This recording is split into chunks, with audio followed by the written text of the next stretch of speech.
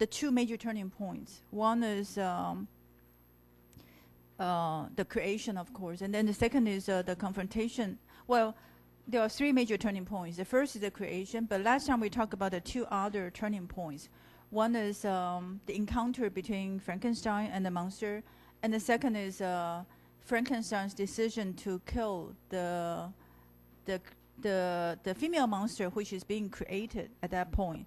Okay, so these are the two major turning points that leads to a sequence of tragedies. Okay, and after that, I also talk about how in Frankenstein's pursuit of more knowledge in preparation for the creation, he in a way goes through two kinds of geography. One is the geographic one, two kinds of journey. One is the geographic journey, and the other is a psychological journey.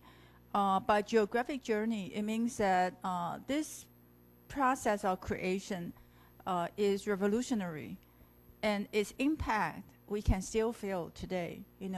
Such kind of scientist ambition, we still have a lot today in different areas like cloning, GM food, computer engineering, etc., etc.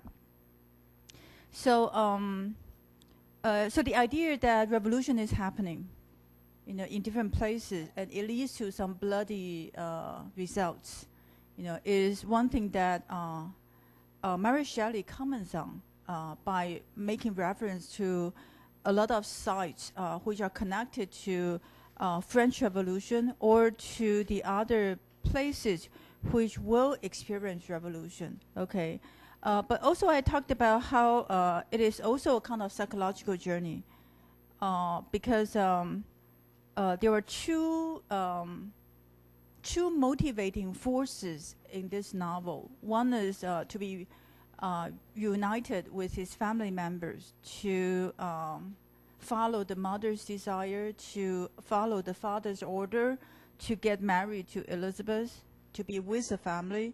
And the other is the pursuit of his scientific ambition. Once Elizabeth or the familial seems to be the most desirable, but for Frankenstein, it's actually the other one which is more desirable. Okay, but unfortunately, the two things will come together. The desire for Elizabeth and the desire for creating something unprecedented, something which was not done before. The two things will come together with the monster's killing of Elizabeth. And then comes the question of, what is the most fearful and the most desirable. And then here I use the concept of the uncanny. I use the concept of the uncanny. Let me see. Okay, here. To say that what is the most fearful, the most horrible in Gothic novels, in Gothic films, should not be the most remote or exotic, but the most homely, what is closest to home. Okay, and that is maybe a male desire to cross the boundary of creation, to take over what has been women's job in giving birth to babies, or what has been God's job, God's duty to create human beings. So this transgression becomes the most homely, but also the most terrifying. And that's the idea of the uncanny being brought home. And finally, the last motherly figure in this novel gets killed. Besides, except for Margaret, who is on the external frame. Inside the frame, most of the women get killed. Okay, from Caroline to Justine, and then to Elizabeth. Okay, so it's I think this sacrifice of the women, the female figures, which becomes inevitable in the male pursuit of their knowledge and also human creation. Okay. And then we also, I also show you a few filmic variations of the important moments, such as the moment of creation, the definition of the nature of the monster, whether the monster is evil or intelligent, like in The Bride of Frankenstein, the second Frankenstein film. The monster is actually inherits the intelligence of the brain owner, the previous brain owner. So that, I think that's one definition of the monster. And then the first Frankenstein film shows the monster to be evil, ignorant and evil. So he kills the little girl without intending it, but he's just ignorant. He thought that, you know, the little girl will float like the flower. So that's one variation. And then also we have other variations which can be comic or really graphic. Mary Shelley's Frankenstein, the one by Kenneth Branagh, is very bloody. But then there are some interesting parts to that film because it also discusses female identity.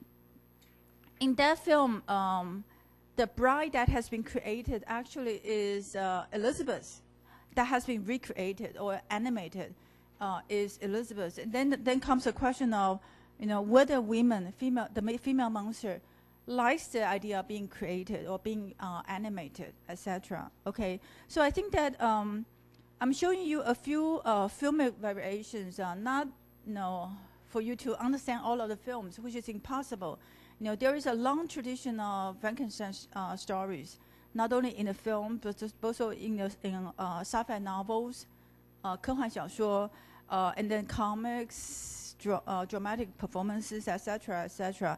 I'm just showing you a few examples for you in preparation for your discussion, group discussion next time. Because the last two subjects of topics for your group discussion will be either revision, metaphoric extension, or the episode, the passage's relevance to you. So that's where I think you can be creative and also critical of the original text. Okay, so these are just some hints, some starting points for you. Okay, finally, we get to the last topic, and that is the deadly embrace of the double. You don't need to agree with me that the two of them are double. Okay, double can be mirror images. Like I see someone whom I see as being exactly the same as I am. Okay, and that's a mirror image of myself. That's a kind of double. But double can also be the exact opposite. So I see Frankenstein and the monster as double because they are both very similar to each other and also quite different. Maybe in appearance, they are quite different. So it's very interesting to discuss how the two of them are double. And also, the discussion of double can be developed in the kind of psychological sense to say that maybe the monster is part of the self, is probably the so-called alter ego, 另外一个自我, is Frankenstein's alter ego. Okay, so that's the idea of double. And then you can consider why they are double. And then also whether Walton is another double of Frankenstein. So these are related, interesting questions. So for me, the two of them are double because they are really similar. And like what I said last time, they experience isolation. You know, similar kinds of isolation. And maybe the monster's isolation is caused by his ugly appearance, etc. And Frankenstein's isolation is both self-imposed and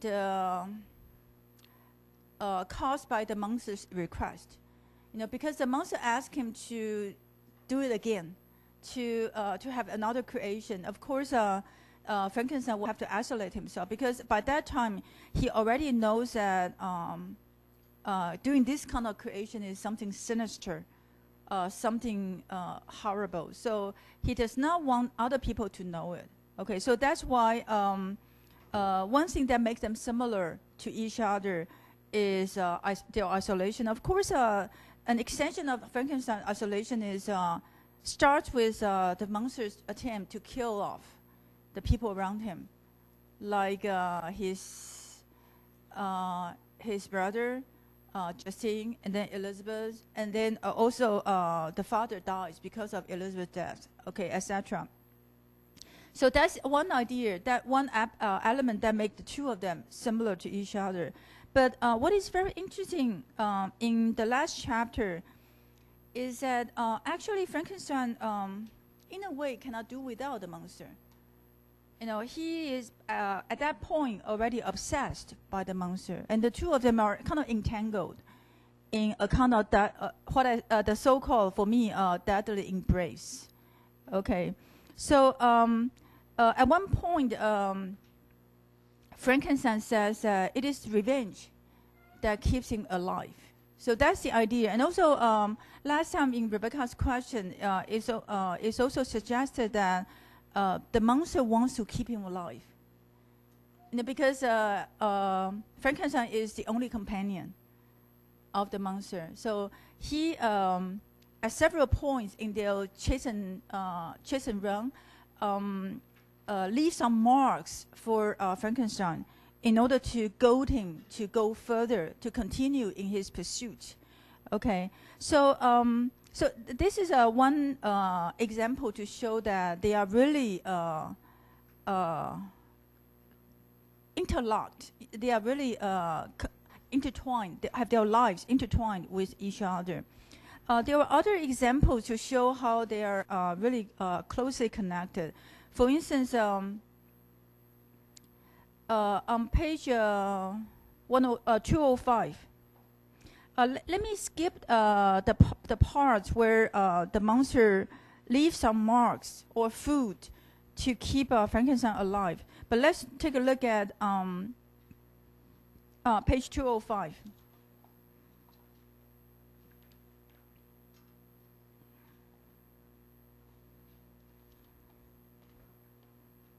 Okay.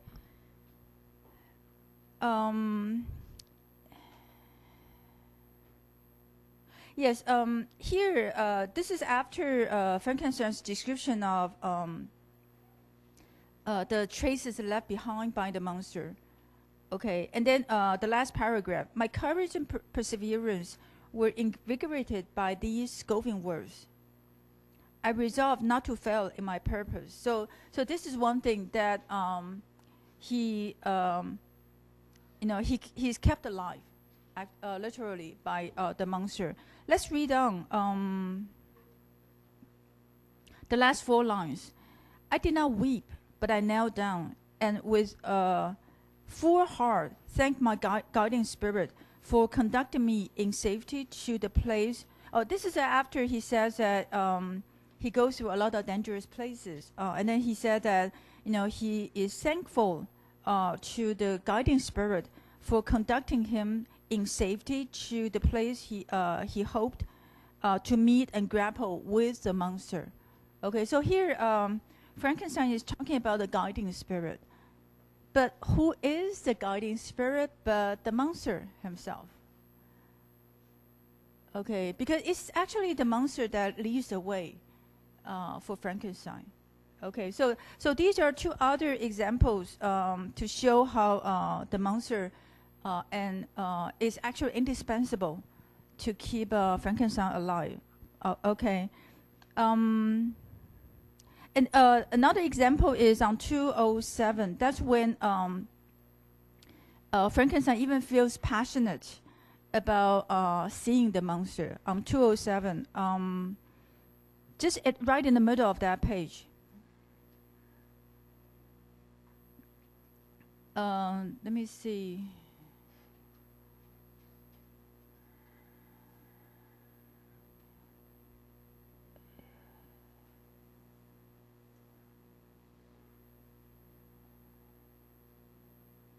Okay, this is after he hears other people say that a gigantic monster is gone and nowhere to be seen, and then he feels despair.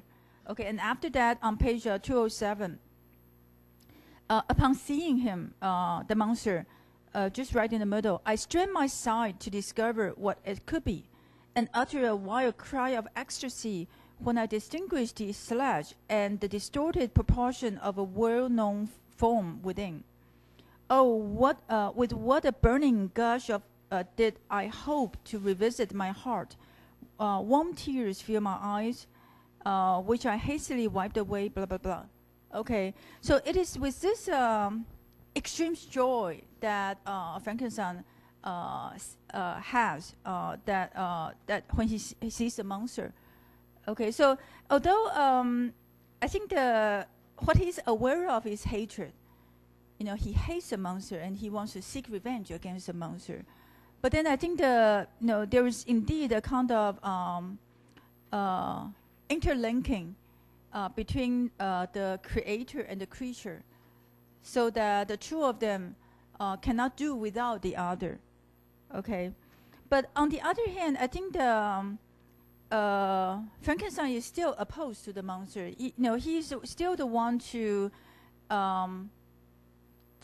rationalizes over his quest for the monster. Okay, for instance, he says that at this point when he's eager to look for the monster and filled with vengefulness, he says on page 204 that upon thinking about his family members, the idea of vengeance will die.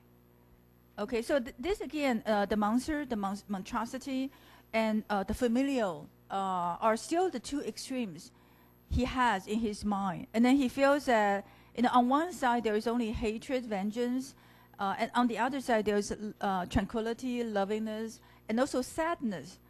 Okay, but interestingly, it is the vengefulness that keeps him alive. If he does not have the monster or the need to seek revenge against him, he'll go die. He'll die. He'll commit suicide. He'll follow his family members and die. Okay, so I think this is a very interesting part, which we do see how the two of them are double to each other. Okay, and also the other example of the Frankenstein's being opposed to the monster is that he sees the monster as with a hellish soul. He still condemns the monster at this point. Even though at the moment when he agrees to create a female monster, he sees reasons in the monster's persuasion, and he can sympathize with the monster. But at that right now, after the death of Elizabeth, he simply cannot sympathize with the monster. Okay, although the two are almost the same at this point. Okay, and the other thing is, Frankenstein at this point is still fatalistic. He believes that his pursuit is destined. And this is similar to the beginning of this novel when he starts to tell the story to Wharton.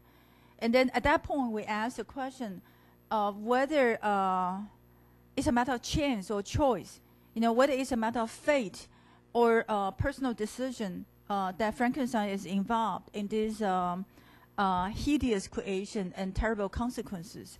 Okay, and here, this is page 216 is the point when Wharton decides to go back to England, because for one thing, he's afraid of mutiny.